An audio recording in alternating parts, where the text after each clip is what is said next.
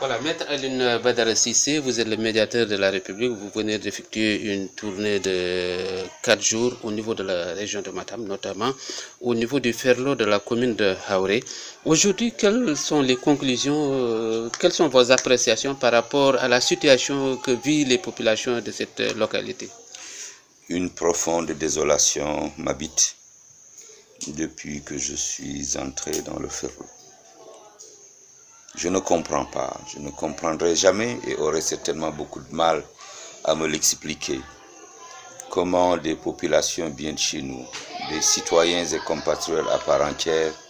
sont maintenus dans un état de dénuement total. Au-delà de l'inaccessibilité,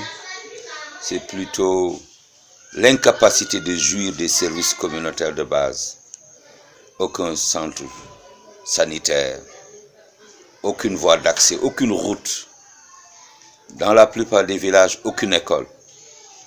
Dans ceux-là où il y a des écoles, 2 salles de classe, aucun sanitaire, aucun mur de clôture. Des hordes énormes d'enfants, garçons et filles, entre 6 et 10 ans non scolarisés, qui seront demain laissés pour compte et totalement laissés en rade par rapport au Sénégal de demain. Je me demande où sont les autorités qui devraient s'ériger en bouclier aux côtés des populations et les mener vers le haut lorsque nous parlons d'émergence. Cela fait 4 jours, M. Tal, que je suis énervé. Cela fait 4 jours que je ne comprends pas que nous puissions penser que le développement, c'est seulement les grandes villes, que nous puissions continuer à perpétuer cette dichotomie de Sénégalais à part entière et de Sénégalais entièrement à part. Il est vrai que dès mon retour, j'en informerai immédiatement le chef de l'État de mes observations, après l'en avoir informé le jour du dépôt de mon rapport, que j'effectuerai cette tournée. Je n'aurai pas fini. Nous avons commencé par le Dandemayo, nous avons commencé par Tchali. C'est la même désolation. Dès que vous sortez de Matam, vous cessez d'exister. Alors, quand vous allez à Ndiot, pour y accéder, c'est la croix et la bannière. Mais de Ndiot pour venir jusque-là à Sénoyel où nous sommes, mais l'axe le plus infamant, c'est vraiment celui qui va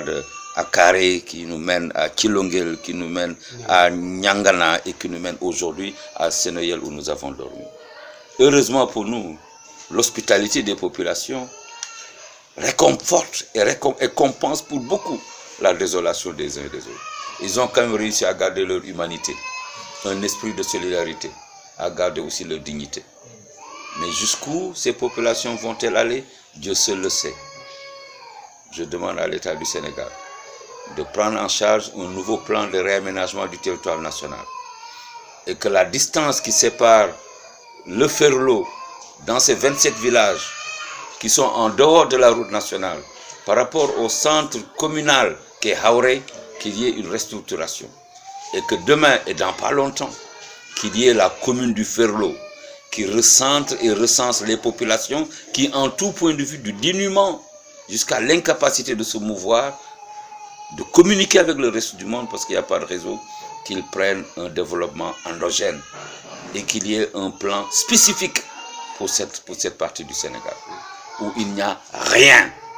encore une fois, absolument rien. Voilà.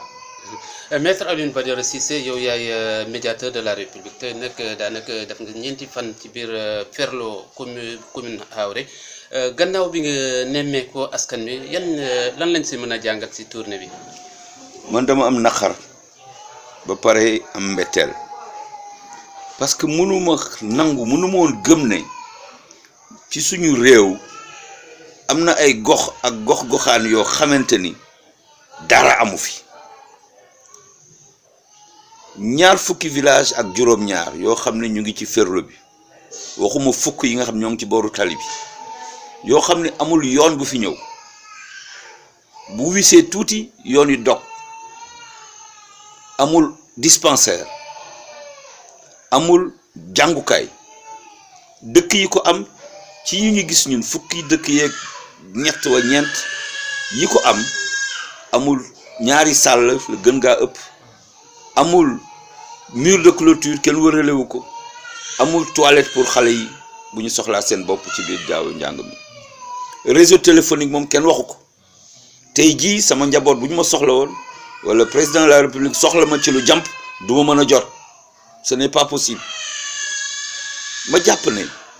su fekkee ñun yàlla dafa jël réew mi am ci suñu ay loxo ñu ko teg ñooñu war nañu wëlbati ko askan wi am seen yërmande xam ni ëllëg wax naa ko ci benn daje bu ñu nekkoon daañ ñu laaj yéen ba ñu leen joxee nguur gi naka ngeen doxalee seen diggante ak jaam yi fii ñi fi ëpp te am fi njëriñ di dimbale seeni njaboot dañu tukki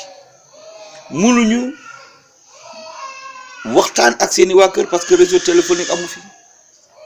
ce n'est pas possible soo feebaree jigéen bu wérul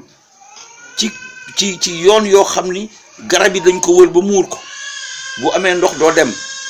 poto lay doon mbaa bu nekk ban boo xam boo ci duggee doo génn mais nañ la ñu mën a jàppe nit ñooñu gëmloo leen ni ñoom sénégalais la ñu à part entière ce n'est pas possible war nañu delloo si suñu bopp ñoo ànd démb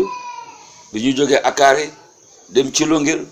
ba ñu fa jógee ñëw ñàngana fanaan si Senoyel mais sëñ bi ku ñu ni woon daa egsi fii ñun duñ ko gëm bi mu commencé xiin ñëpp seen fi dem na parce que ñu ngi naan bu wisee rek ñun dañuy càng ci àll bi mais loolu dafa du jaadu la continuité du territoire national doit toujours s'expliquer en prenant en maanaam jóge Sénégal benn point war a dem beneen point warul am dog-dog mënoo ni ci biir réew mi fii laa mën a dem nawet fii mënuma fa dem noor fii laa mën a dem guddi fii mënuma fa dem bëccëg dañu war di mën a dem fu ñu neex saa yu ñu ko bëggee mais loolu amul fii dafa am jamono yoo xam moom ci ngay dox ak jamono yoo xam ne da ngay toog bu la urgence dabee doo mën a dem fenn tant que sewatul ba ndox mi fer ba et cetera mais jigéen ñi nga xam ne duñu ëmb moomuñu seen bopp suñu borom mooy programme yi am na programme moment boo xam ne bu jotee faw nga jóg jaaxal sa ay mbokk ñu war la yóbbu xale yi gis naa ay xale yoo xam ne naax lañu ay junne gune entre juróom-benni at fukki at ak ñaar fukki at ak ñett kenn jàngu ci école kenn waaw ñooñu noo bëgg ëllëg ñu nekk ay citoyens sénégalais yoo xam ne daañu bokk ci ñiy tabax réew mi daañu bokk ci ñi nga xam ne ñun bu ñu wàccee pare suñu mission ñoom ñu mën ñu wuutu yóbbu Sénégal kanam ce n'est pas possible waxoon naa président de la République bi may déposer sama rapport ni ko dinaa def tournée bi dans le Fouta d'abord et dans le Bundu ensuite